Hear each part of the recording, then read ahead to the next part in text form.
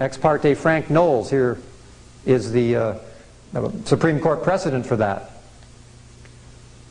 And in the state constitutions, it delineated what a citizen was. A citizen was a white male, basically, in most of the states. And so there were great debates about whether or not the newly freed black slaves were going to be given the unalienable rights of the sovereign people, or whether they were even going to be given freeman status within the states. And because most of the states were unwilling to do that, all of them but two, New York and Pennsylvania, were both willing to grant the newly freed black slaves full sovereign status. The federal government and the European powers behind it saw this as an opportunity to wrestle the sovereignty away from the states and the citizens, and saw the 14th Amendment as an opportunity to begin the long road of encroachment, and thus granted United States citizenship to the newly freed black slaves, and granted them civil rights and protection of the federal government. But again, they got civil rights, not unalienable rights. They know they got a bad deal. They didn't get the unalienable rights, they just got civil rights. There were two parts of the 14th Amendment. The first part was a person is a legal fiction. A U.S. citizen is a legal fiction like a corporation or a trust is. It's just created.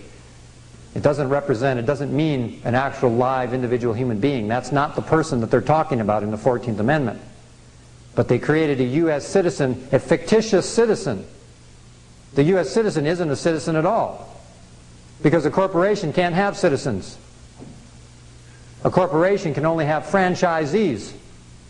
That's why they call it the Franchise Tax Board here in California, because if you're a U.S. citizen or a resident, you're a franchisee of the state of California corporation, and thus you're subject to the income tax, and you have to give back to the corporation that gave you something. And what the newly freed black slaves and U.S. citizens had to give back in order to get protection and so-called benefits from the federal government was they had to give up their unalienable rights. In fact, they had to become property of the federal government. The birth certificate was created for the children of the newly freed black slaves. Anybody here got a birth certificate still? You're a black slave. They were created for the black slaves. It enrolled the black slaves' children as property of the federal United States. When you get a birth certificate, you become property of the federal United States. Your birth certificate is transferred to the Bureau of Census, to the Department of Commerce. You are enrolled as a beneficiary of the Federal Reserve System, and you become obligated to the national and federal debts. That's one of the foundational instruments, one of the adhesion contracts, we call them. And so, from the point of the 14th Amendment, the second part of the 14th Amendment, which people aren't aware of, is that it says that no citizen shall question the debt, which established the precedent whereby if you became a U.S. citizen, you no longer could question the federal government's spending. You just became obligated, carte blanche, to whatever shopping spree the federal government was up to. And so from the 14th Amendment on through till about 1933, after the Great Depression, that's when most white Americans began to transfer their citizenship over to the federal United States. After 3 or 4 years of the hardships of the Great Depression, people were very demoralized. And so when they enrolled in the Social Security system to get a benefit from the government, unknown to them in the SS-5, is that when they asked the simple little question on the form, are you a U.S. citizen, and you checked the box, you just gave up your unalienable rights, you gave up your sovereign citizenship, you gave up your Constitution, you gave up your Bill of Rights, and you gave up your country. All because you didn't know there was a distinction between a sovereign state citizen and a U.S. citizen. And so when you got a Social Security number, that was the beginning of a long road of giving up and waiving your rights and become a subject of the federal government. Driver's licenses, vehicle registrations, marriage licenses, incorporation papers, business licenses are all adhesion contracts. And in each one of those you give up another piece of your rights.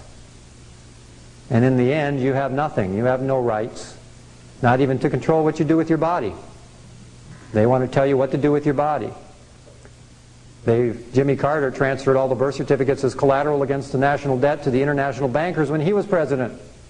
They took your birth certificate as a security and a trust instrument that it is, and gave it to the international bankers as collateral so they could borrow more money. So your labor, your effort, your work, all of your life will never belong to you.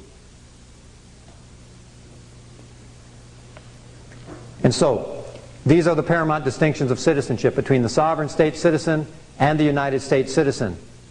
The United States citizen is a legal fiction, a subject of a corporation, subject to all the laws and rules and regulations and acts of Congresses and executive orders, and to the debt. However unpayable it is, you're subject to it. It's an unpayable debt. Can't be paid. All the lip service about balancing the budget, it cannot be paid. It is unsustainable. There was never any provision in the Federal Reserve Act for ever paying the principal.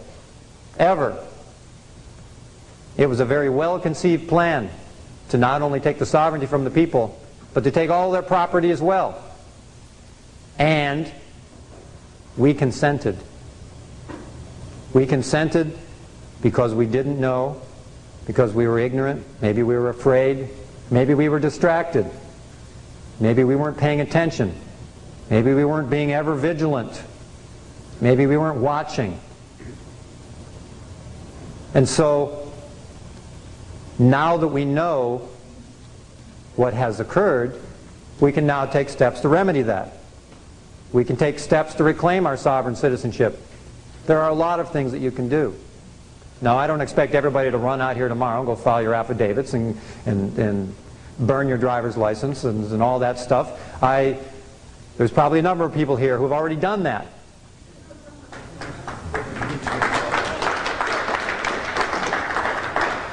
But maybe for those of you who are new to some of this, maybe it'll be the first step on a road and a path back to freedom and back to sovereignty and back to restoring the constitutional republic that we have.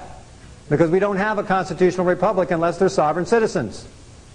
You don't have Second Amendment rights to bear arms unless you're a sovereign citizen.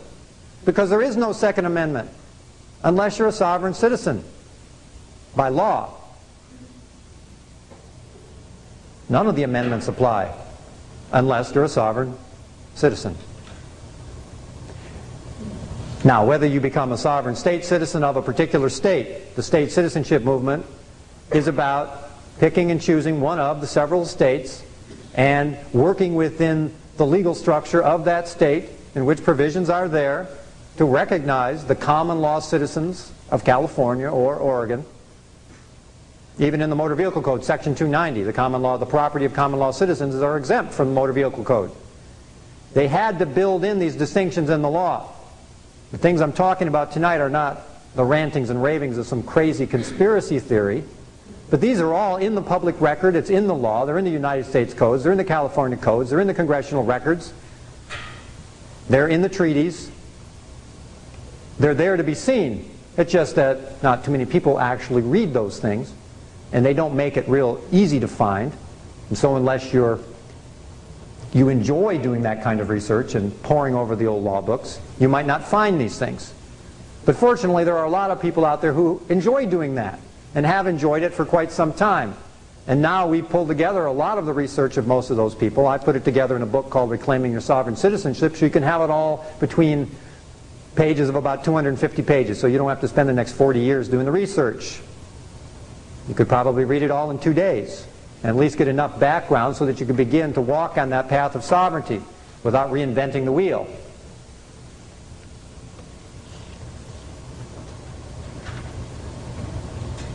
So we need to reclaim our sovereign citizenship in order to get our country back. And the state citizenship movement is one of the approaches where you choose one of the states. There's also a classification, I'll call it, called the American National. Now, an American National is one who has not chosen any of the several states in particular, but is in fact a non-resident alien, American National. On the USA passport applications, you will notice on the back that the USA passport is for both American nationals and United States citizens.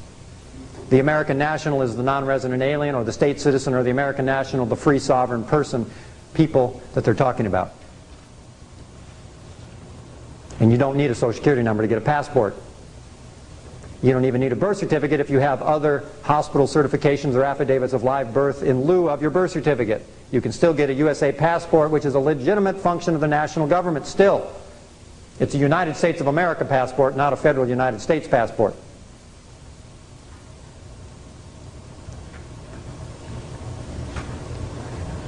So from the Social Security Act on up to present time, people have, through many, many adhesion contracts, given up their sovereign citizenship and become U.S. citizens.